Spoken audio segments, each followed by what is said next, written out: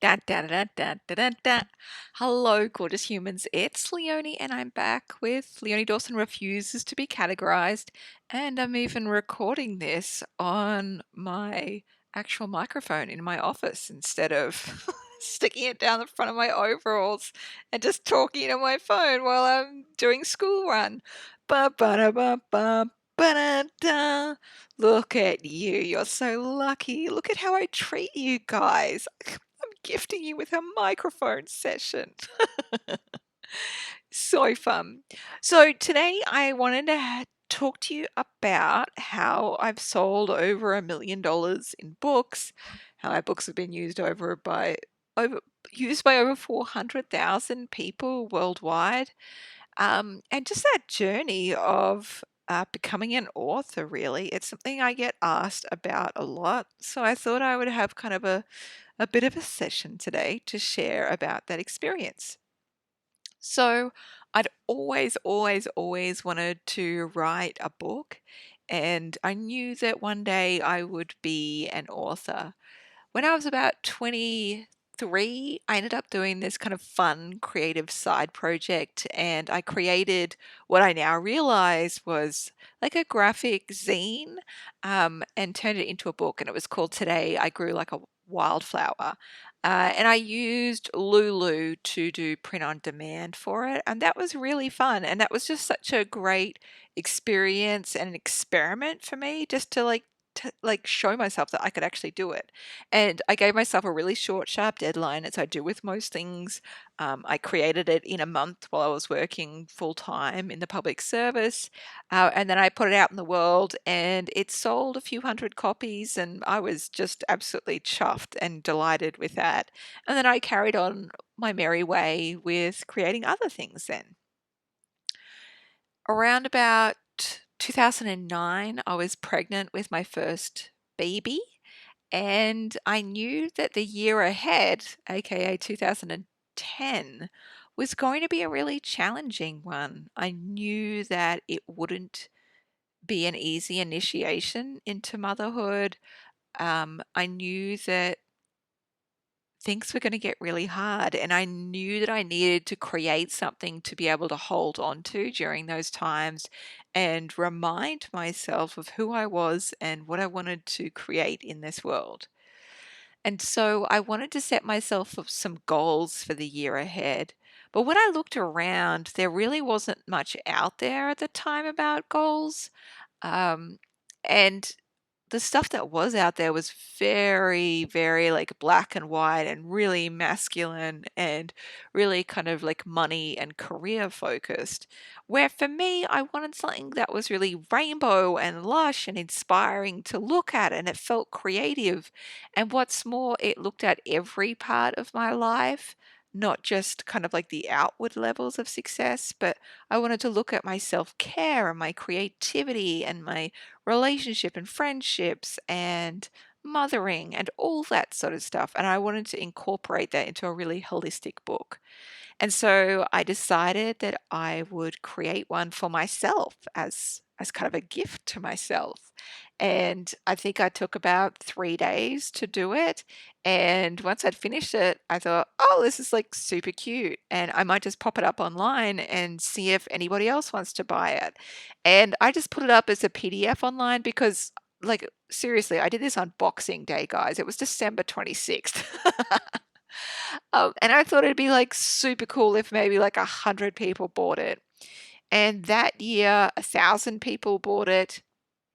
And um, what's interesting is that every time people use the workbooks one year, they're like, oh, I can't live without that now. That's actually the thing that I need in my life now. And they'll share about it with their friends and their family as well and get them into it. Oh, good. The froggy that lives in the old aircon unit in my office has decided to serenade me, serenade, and serenade you as well. That's nice. Um, anyway, so it kind of just became a bit of a viral hit in a lot of ways. And so I carried on with creating it year after year. I eventually split it into two books. So it was the life and the business workbook. And I started producing it as print on demand. So, print on demand is you use a service like Lulu or Amazon's Kindle Direct Publishing service, and you upload the contents of the book onto like their software. And then, whenever anyone buys the book, then they just print it and send it out to them. And so, it's kind of like a no waste model of book producing. So that was really useful and really, really handy. And it also means that you don't have any upfront costs as well when it comes to uh, like actually producing your book. You just get the royalty check once people have bought it, which is pretty fucking cool if I do say so myself. And I do want to say here as well, like, I don't want to sound flippant in that, like, oh, it just became a viral hit. I didn't have to do anything to do that. No, like, I had to market the shit out of it. And just like I have to market the shit out of anything, and just like everybody else on the planet has to market the shit out of what they do as well, you have to like think about what your product is, how it's going to help people, the benefits and results that people will get from using it, and making sure that you get it in front of as many people as possible. So, those are my hot tips for like marketing the shit out of thing. You need to fucking market the shit out of it. And I always just get out a blank piece of paper and just write down every single way I can think to market my books that year. And then I tick that motherfucker off. At a certain point in my publishing journey, I decided that I wanted more flexibility over how the book looked, and I wanted it to be spiral bound and things like that. Um, so I ended up moving to printing myself through China. And so you work with a company that works with a Chinese printing house, like a warehouse. And then once it's all printed, it gets sent on ships across the oceans to wherever your distribution houses are. Me, I got a little bit too enthusiastic and we did 3 distribution houses. We did UK, Australia, and US because I have a really large market like in both in all 3 of those places, and I didn't want it to take too long for people to be able to order and then get it sent to them. However, it added like a whole shit ton of cost to us because instead of going through 1 port and 1 customs, it meant we went through 3 ports and 3 like customs declarations, and it was pretty bonkers. And then, of course, you've got to manage those 3 distribution houses that package and send out every day. And we've had like some which are fantastic and we have no issues with, and then we've had ones that are just like fucking pits of doom, like absolute shitholery. Do you guys remember that year that a distribution house was holding my books hostage, and I had to get some contractors to hire a truck and go and rescue the fucking books and in the middle of a snowstorm in the US, and then drive all the way across the US in this fucking truck to get these books to a new distribution house so that they would actually send these fucking things out. I mean, it was like a really big and interesting business lesson, and it was also an absolute ginormous headache as well, which totally takes away the fun aspects of creating and sharing books with the world. Um, and at a certain point, I just got so fucking worn out. I did that for a few years and I just got really worn out. And I thought I need to simplify things back to being manageable again. And I really don't want to have a large team. I hate managing staff. And when you're doing the printing model and then dealing with all the customer service and all of the shipping yourself, you need to have a lot of staff. And I don't like having a lot of staff. So I ended up simplifying, going back to print on demand, um, so that I didn't have to have all the staff and I didn't have to have all the upfront costs because it costs like $500,000 a year to print the books through China. Like it was pretty massive. Like it was a house worth of of money. Um, and so it felt like such a relief to go back to print on demand after that. And then I moved to have like going through a publishing house. So I got a publishing deal with a US publisher, and I felt like that was the next big step I needed to take. And I discovered as I did it that it just still wasn't as fun for me as printing on demand and doing everything myself. And I earned way less money than going through a publishing house. And here's the thing, like you have to do like 99% of the marketing of your books anyway when you're like with a publishing house.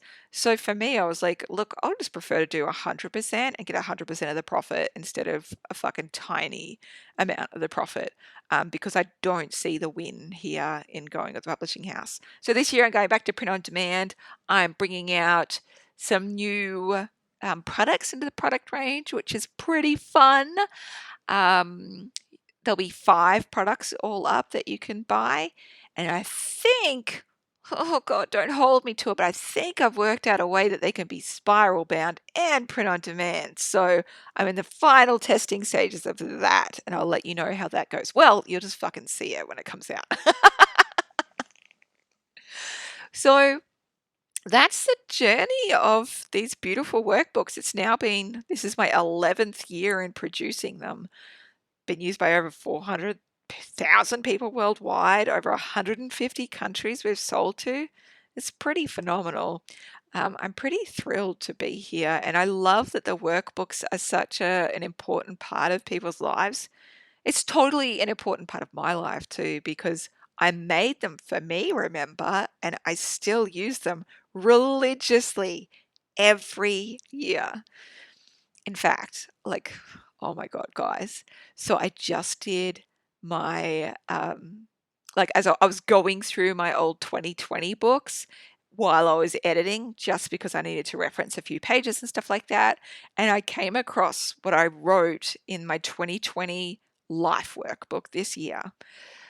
And I'm like, sorry guys, I've caused 2020 because the prompt said 2020 will be the year that dot dot dot. And I wrote, will change the world. I fucking wrote that. I wrote that. And it did. At the time, I was thinking completely different things. I thought that the world would change because of climate change advocacy and activism, because I feel like that's really fucking important. But 2020 has just really thrown us a little bit of a curveball, and yes, we still need to remember those things. Anyway, so workbooks will be out very, very shortly in the next couple of weeks. Woo! Very exciting. I'm thrilled that they're out in the world. I make sure that you're on my email list. Go to leoniedawson.com so that you get first notice once they're out. And what else should I say? I think that's it. Oh, if you want to write your own book, holy fuck, you should absolutely do that. And make sure you check out 40 Days to Create and Sell Your E-course. No, that's my other course. You should check out that one too because it's phenomenal. You should check out my course, 40 Days to Finish Your Book. Oh, there we go. We got there in the end. Excuse me, guys. I've just spent 2 months finishing off 5 books, so I've just kind of been a little bit busy. So 40 days to finish your book, and that's where I teach you one, how to get your book done, and you will have it done in 40 days. And then I tell you how to sell the absolute fucking bejesus out of it. So it makes you a lot of money and gets you new clients and gets you that expert status and all the good things. So make sure you go to leoniedawson.com/book. That would be awesome. That's all really. I just wanted to send you so much love wherever you are right now. If you feel like 2020 is a continuous set of punches to the face, I feel you, I get it, I hear you, I'm in it with you, and we will continue to turn up and prevail anyway because we are fucking brave motherfuckers and we can make big miracles happen. And also, like, this world, like, really fucking needs us, like, big time. All right. Mwah!